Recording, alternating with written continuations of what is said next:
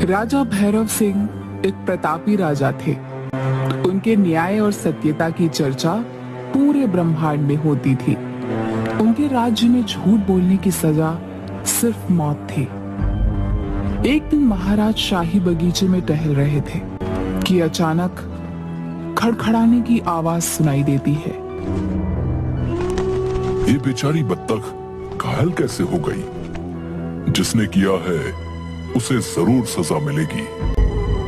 सैनिकों, इस बत्तख को वैद्य के पास ले जाओ। जिसने इसे घायल किया है वो कल दरबार में हाजिर हो। पिताजी, देखो मुझे क्या मिला है। एक सैनिक की तलवार। मैंने अभी इससे एक बत्तख का शिकार भी किया। ओह, तो वो तुम थे बेटे। ये एक सैनिक की तलवार है, तुम्हारे पास कैसे आई? पिताजी, मुझे ये तलवार अच्छी लगी तो मैंने ये ले ली। ये मेरा राज्य है, यहाँ का सब कुछ मेरा ही तो है। महाराज, मैं अपनी तलवार के खो जाने की सूचना देने आया हूँ। मेरे बेटे ने बिना तुम्हारी अनुमति के तलवार उठाई है। कल दरबार में न्याय होगा। एक परी वहीं बाग में अदृश्य रूप में ये सब सुन रही थी। वह राजा से बहुत प्रभावित हुई और अगले दिन रूप बदलकर राजा का न्याय देखने दरबार पहुंची। क्या तुमने सैनिक के आदेश के बिना उसकी तलवार ली और बत्तख को घायल किया? जी महाराज, मैं इससे खेलना चाहता था, लेकिन ये गलत था। मुझे अनुमति लेनी चाहिए थी। तुम्हारी सजा सैनिक तय करेगा, क्योंकि तुमने इसकी तलवार चुराई है। ये तुमसे कुछ भी मांग सकता है। राजकुमार हमारे देश के होने वाले महाराज हैं। मैं अपने पुत्र के लिए राजकुमार की पक्की दोस्ती चाहता हूँ। मैं सजा के लिए तैयार हूँ। आज से आपका पुत्र मेरे साथ राजमहल में रहेगा और मेरे गुरु से शिक्षा प्राप्त करेगा। उसे बत्तख का न्याय करने के लिए तुम क्या कहना चाहते हो राजकुमार? उस बत्तख की देखभाल की पूरी जिम्मेदारी लेता हूँ। आज से वो बत्तख भी मेरे साथ रहेगी। सैनिक राजकुमार को माफ कर देता है और राजा की जय जयकार होने लगती है। परीलोक में इसकी सूचना देती है। माना कि राजा बहुत न्यायप्रिय है। उसने अपने बेटे को भी न्याय के लिए दरबार में बुला लिया, लेकिन मैं अपने सौंदर्य के जादू के आगे राजा का न्याय भुला दूंगी। मैंने सुना है पिछले 2 वर्षों से उसकी पत्नी अस्वस्थ है। महाराज एक पत्नी व्रता है, उसे तुम्हारे सौंदर्य से कोई भी फर्क नहीं पड़ेगा। तुम चाहो तो परीक्षा ले सकती हो। नीलम परी एक सुंदर लड़की का रूप बन राजा से मिलती है। महाराज, आप बहुत बड़े ज्ञानी और न्यायप्रिय राजा हैं। सुना है अस्वस्थ होने के बावजूद भी आप अपनी रानी को बहुत प्रेम करते हैं। बिल्कुल सही सुना है आपने राजकुमारी। मैं अपनी पत्नी को अपनी जान से भी ज्यादा प्रेम करता हूँ। और रही न्यायप्रिय होने की बात, तो कोई भी राजा सजगता से प्रजा को प्यार करेगा तो सदैव सही न्याय करेगा। इच्छा शक्ति और सजगता की क्या जरूरत है महाराज? अगर राजा को कोई जादुई शक्ति मिल जाए तो भी तो वो न्याय कर सकता है। जादुई शक्ति? नहीं, मैं ये नहीं मानता।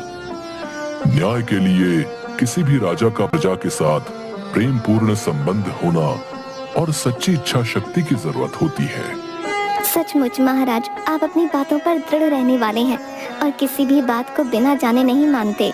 मैं आपसे बहुत प्रभावित हूँ और मैं आपसे विवाह करना चाहती हूँ। तुम असीम सुंदरी हो, लेकिन मैं पहले से ही विवाहित हूँ और अपनी पत्नी को बहुत प्रेम करता हूँ। अपनी पत्नी को मृत्यु दंड दे दें।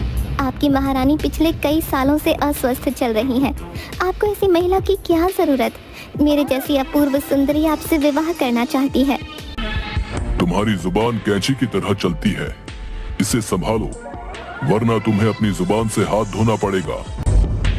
तुम्हारी इतनी हिम्मत, तुम मुझसे मेरी प्रिय पत्नी की हत्या करने को कहो। सैनिकों, पकड़ लो इसे और कैद कर दो।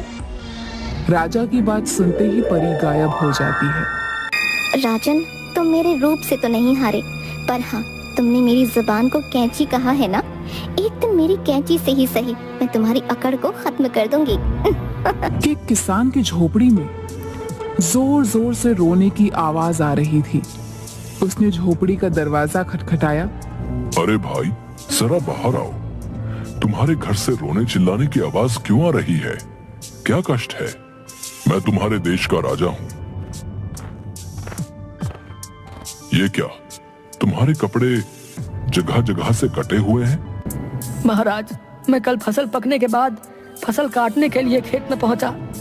मैंने सोचा कि काश मुझे कोई ऐसी जादुई चीज मिल जाए जो मेरी फसल को तुरंत काट दे। अचानक ही मेरे हाथों में सुनहरे रंग की कैंची आ गई और कुछ ही मिनटों में फसल कट के खत्म हो गई। तभी वहां पर एक परी आई। ये जादुई कैंची है, ये सभी का न्याय करती है और असत्य बोलने वालों के कपड़े काट देती है और कपड़ों को काट कर उन्हें नग्न कर देती है। ये मेरी तरफ से राजा को उपहार है। न्याय के लिए राजा को अब दर दर भटकने की प्रजा का सुख दुख मनोदशा जानने की जरूरत नहीं। कैंची की सहायता से वो न्याय कर सकता है। महाराज, मैं कैंची लेकर घर आ गया तो मेरी पत्नी ने मुझसे पूछा, क्यों जी, सुबह के गए अब लौटे हो, इतनी देर कैसे हो गई? मैंने कड़ी मेहनत करके फसल को काटा है, इसकी वजह से मुझे देर हो गई। महाराज, क्योंकि मैंने झूठ बोला तो कैंची ने मेरे सारे वस्त्र काट दिए। उसके बाद जब मैंने अपनी पत्नी से पूछा, आज सारा दिन क्या किया, खाना खाया या नहीं खाया? पूरे दिन उपवास रखकर भूखी प्यासी तुम्हारा इंतजार कर रही थी। उसके ऐसा कहते ही कैंची ने उसके कपड़ों को भी काट दिया और हम दोनों को यह समझ में आ गया कि हम दोनों ही एक दूसरे से झूठ बोल रहे थे। इसलिए कैंची ने हमारे सत्य को बाहर निकालने के लिए हमारे वस्त्रों को काट दिया। हम चाहते हैं कि आप इस कैंची को स्वीकार करें, ये न्याय करने में आपकी मदद करेगी। किसान की बात सुनकर राजा ने किसान से वह जादुई कैंची ले ली और राजमहल की तरफ चल पड़ा। बोलो, क्या शिकायत है? महाराज, ये ग्वाला दूध में पानी मिला कर देता है। सच बताओ, क्या तुमने दूध में पानी मिलाया था? नहीं महाराज, मैं इतना पापी नहीं कि दूध में पानी मिलाऊं। पूरी तरह से झूठ बोल रहा है।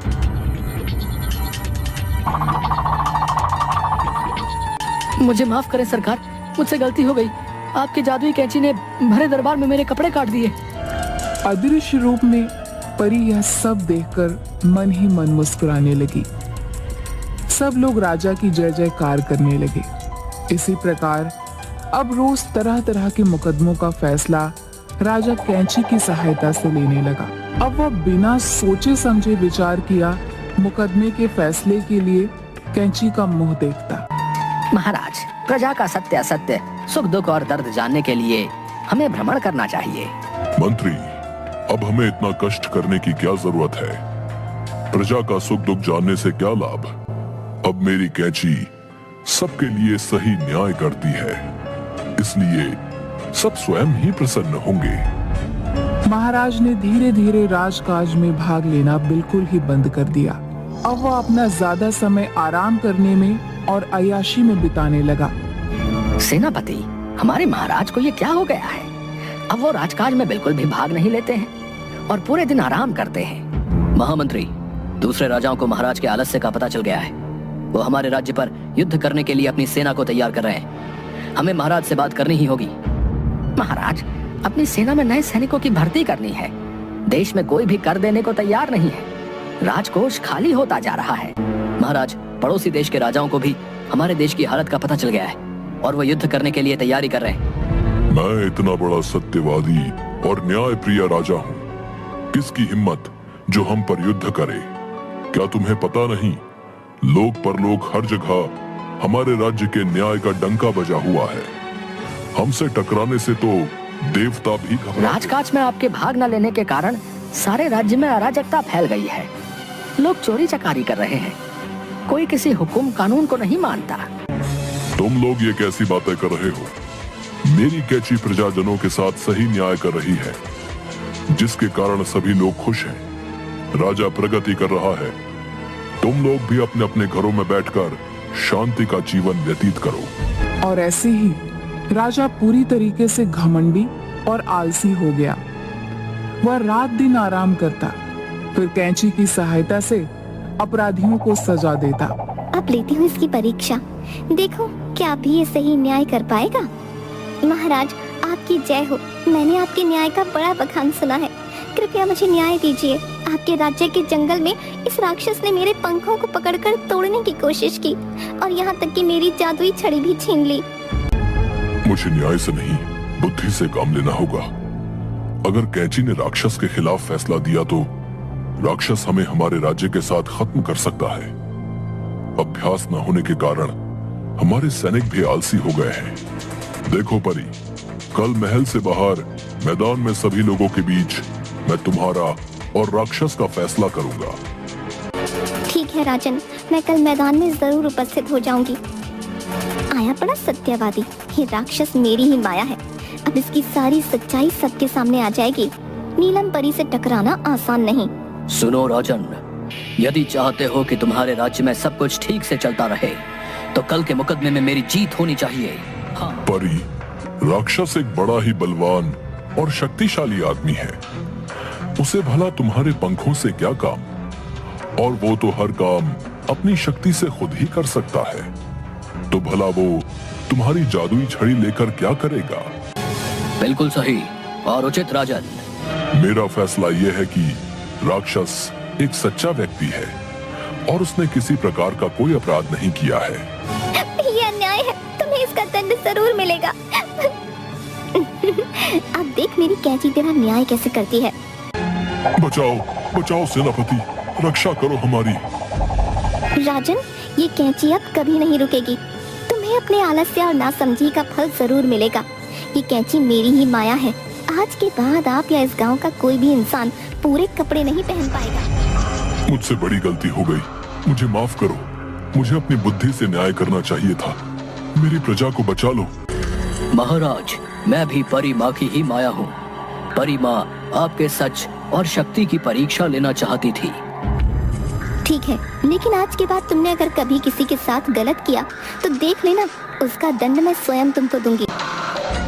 इसके बाद परी ने अपनी जादुई छड़ी से राक्षस को राजा के राज्य में बहुत दूर भेज दिया और कैंची को लेकर हमेशा के लिए परी लोक वापस चली गई। इसके बाद राजा ने कभी न्याय के लिए किसी की सहायता नहीं ली और राज्य में फिर से अमन कायम हो गया।